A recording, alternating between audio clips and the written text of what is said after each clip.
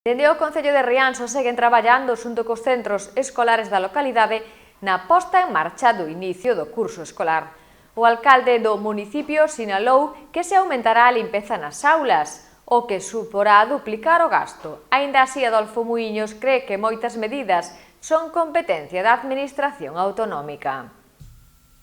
O inicio do curso escolar marcado pola pandemia xerada polo coronavirus está a piques de comezar. Isto fai que moitos concellos traballen xunto cos centros escolares na posta en marcha de medidas efectivas que axuden a paliar os efectos que poden derivar dela.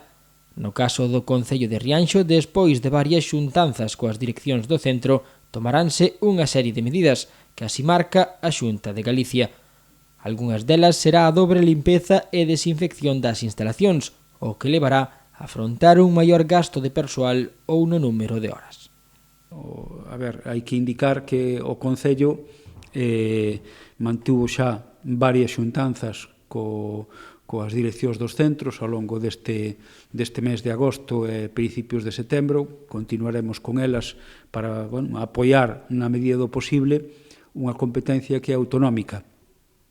Encontrámonos que nos axudicou a Administración autonómica as competencias en desinfección dos centros e un protocolo que non facilitou aos concellos, senón que podemos acceder a través dos propios direccións do centro que nos facilitaron unhas normas de limpeza que afectan as instalacións, sobre todo os baños e determinadas instalacións comuns dos centros.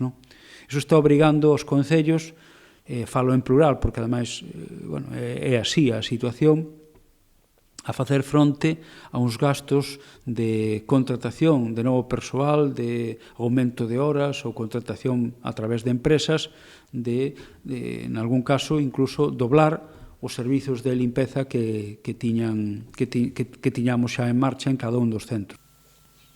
A pesar de que asumen a responsabilidade de facer efectivas estas medidas, continúan preguntándose quen afrontará este gasto, xa que a educación é competencia do goberno autonómico.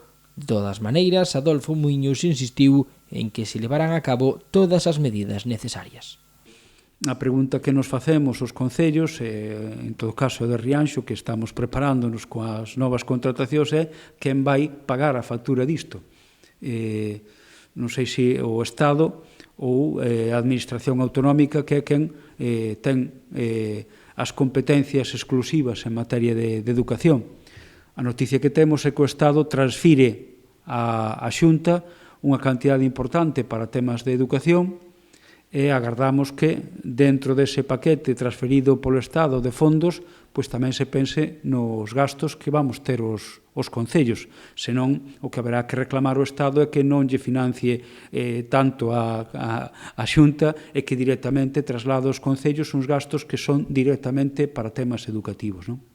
Do mesmo xeito, Muiños ve necesario o desdobramento das clases e que non puderan exceder de 15 alumnos, algo que non será unha realidade xa que en moitos casos superarán os 20 rapaces por aula. Agarda que non se volva en contra a falta de crecemento de gasto por parte do goberno autonómico, aínda que chamou a tranquilidade para este inicio de curso.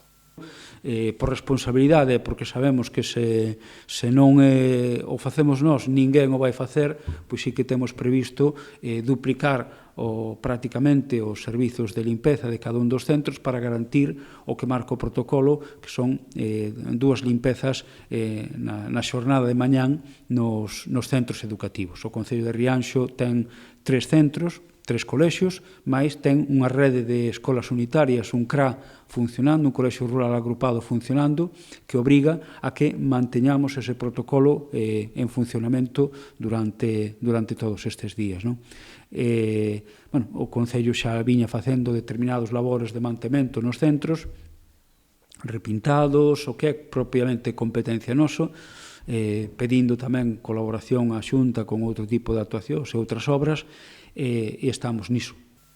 Aínda así cree que hai medidas que non só dependen do Concello.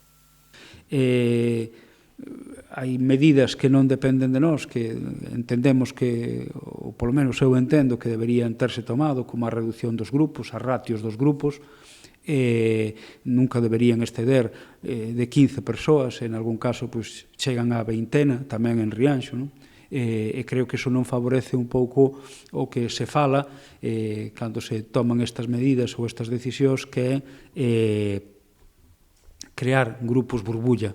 É difícil, cando hai moitos nenos nunha aula, pois que esa burbulla non entre en contacto con outras ou tal, non? E axuda pois, tamén pouco a que esa distancia que se pretende manter pois sexa efectiva cando hai moitos nenos nunha aula, non? Pero, bueno, entendo que non se tomaron esas decisións, se preferiu pois, seguir e gastar o menos posible por parte da administración en manter as aulas tal cual estaban e bueno, esperemos que eso non se volva en contra do que é o funcionamento normal, non?